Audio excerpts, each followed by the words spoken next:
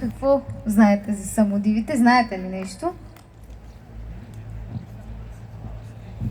Нали казахте, че знаете за самодивите? Не се притеснявайте. Аз съм учителка в едно училище и преподавам по музика на... Вие кой клас сте? Аз преподавам на 5-7 клас.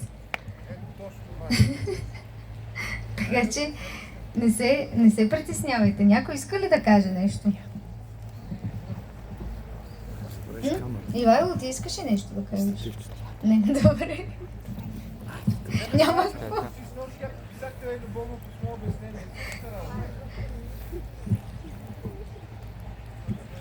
Добре, искате ли аз да ви разкажа нещо за тях? Самодивите са едни митични същества, които приличат на жени, всъщност. Те са жени, които обаче в миналото, знаете ли, че жените не са можели сега, както вие в момента сте деца, но жените в миналото не са можели да ходят, например, с пусната коса. Сега, както вие в момента сте с пуснати коси, и по принцип и аз ходя с пусната коса, едно време на жените не се е позволявало да бъдат с пусната коса и са носили ето така кърпа, отдолу винаги плитка. Малките момичета са били сплитани на плитка и на плитки, дори те са носили кърпа, когато вече станат в възраст, която могат да се омъжват. Знаете, че на времето са се омъжвали по-рано, нали знаете това нещо? Да, така. И разбира се, сега аз съм облечена в носия, която е от Мариовския край, Мариовска носия, но това е празнична носия.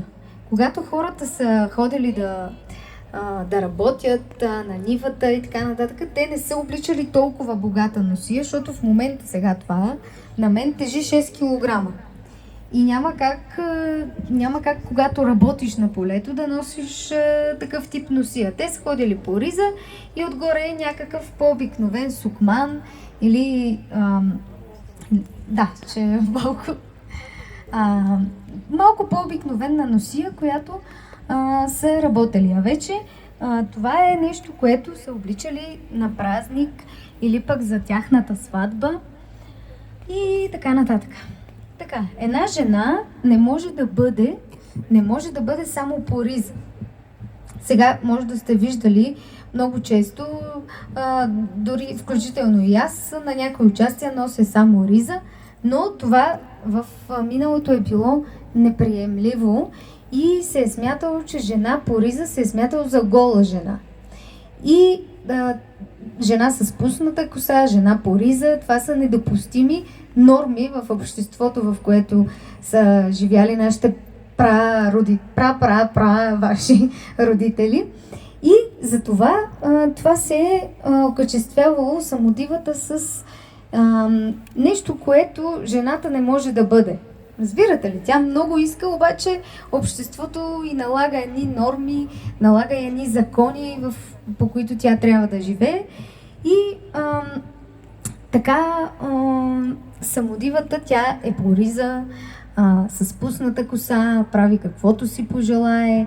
Тя идва в нашия свят, иначе живее в всички такива митологични същества, които сте чували, змейове, самодиви и така нататък, живеят на край свет, се нарича това място, и идват в нашия свят на 25 март на Благовец и си тръгват на Цекновения Господно на 29 август.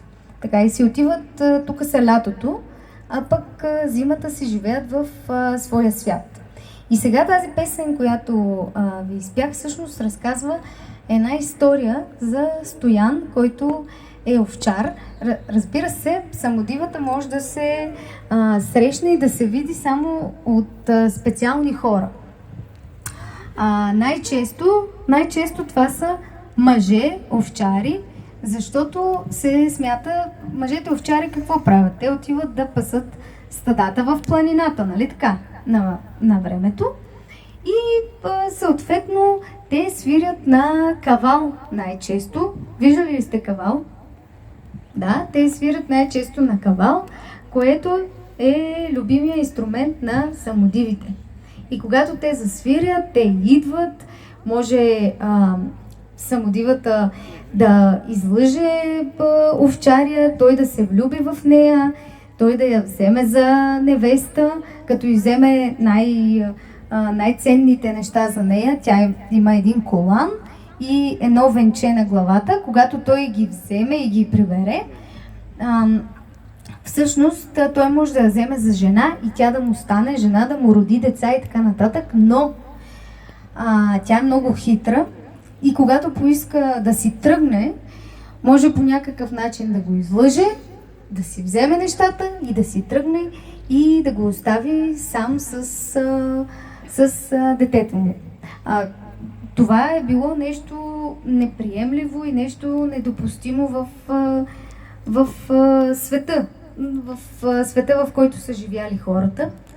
И така, когато живееш в рамки и в норми, винаги искаш да си измислиш нещо друго, нещо по-различно, нещо, което ти е по-интересно и да живееш все едно живота на другия, нали?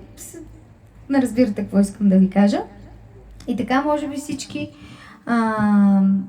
всички такива същества, които вие сте чували. Това е накратко за самодивите. Има много още неща, които са интересни, но да не ви отекчавам. Нещо вие да ме попитате?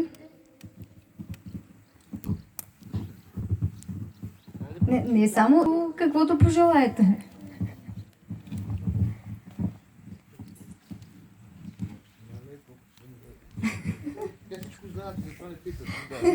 Колко е важен българския дух? Да го съхранят българските корени. Вие сега сте в една такава възраст, дето си мислите, че само вие сте важни. Нали така? Не. Да. Да. Всички сме били в тази възраст. И вашите родители, и аз съм била в тази възраст. И моя приятел Виктор е бил в тази възраст. И Гери е била в тази възраст. И всички сме минали през това, което вие в момента преминавате. И ние сега с нея си говорихме, аз се сещам нещо, което си говорихме по телефона и исках да ви го кажа. То не е много свързано с твоя въпрос, ама така малко да ги попречупа, да спрат да се срабуват толкова много.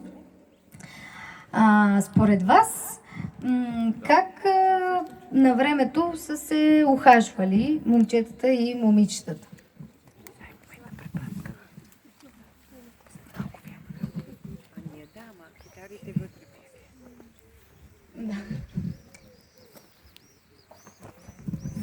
Добре, нямате предположение.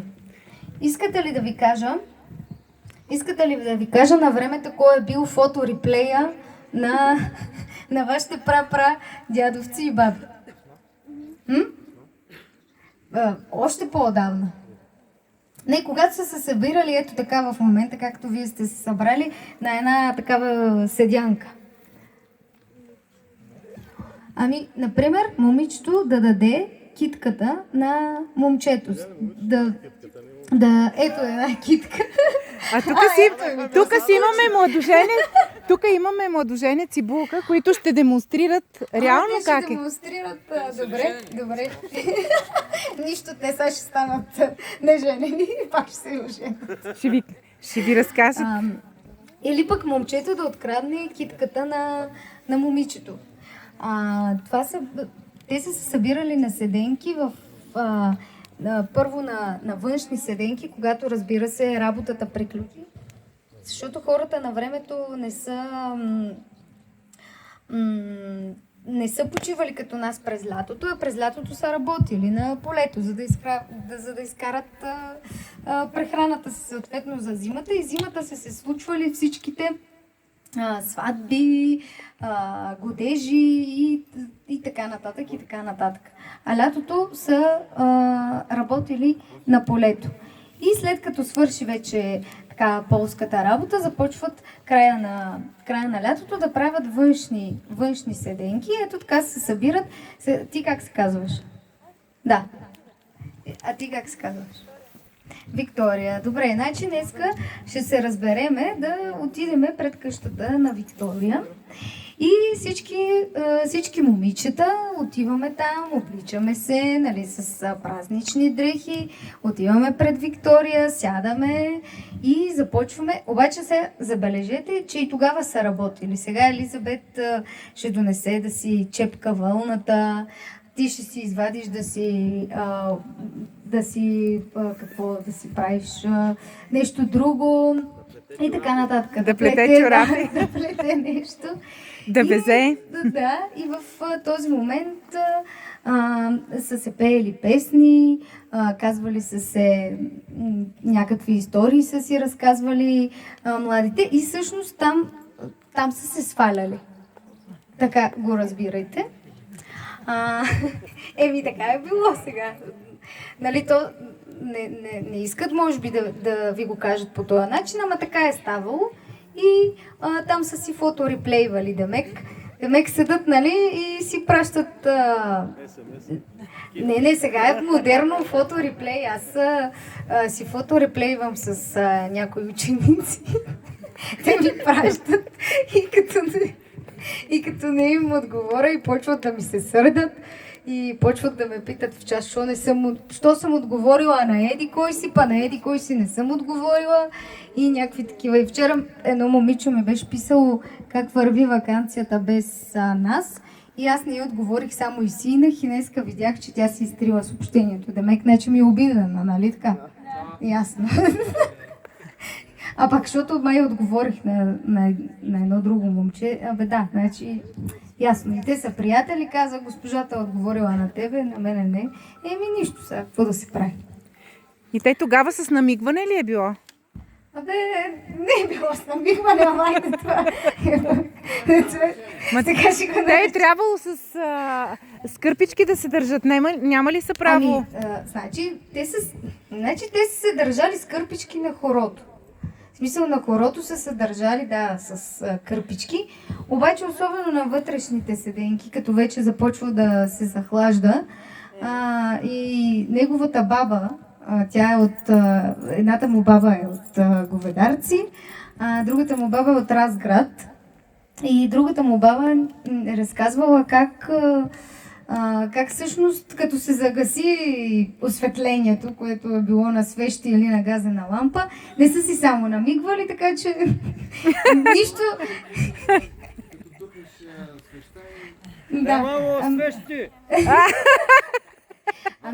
Всъщност, ако се заслушате в текстовете на песните, нали, аз няма да ви казвам нищо повече, просто ако се заслушате в текстовете на народните песни, но ще разберете много за миналото и че всъщност някои неща, които се казват, че хората са... Да, така е, те имали са принципи, имали са много строги закони, по които са живяли, обаче, нали, знаете, че налагането на строги правила води и до това как искаме да нарушим правилата. Те са за нарушаване. Да, те са за нарушаване, така че... така че аз съм далеч от това да ви кажа как на времето хората са били... Това не знам дали Хриси ми, добре. Ще не ме на после.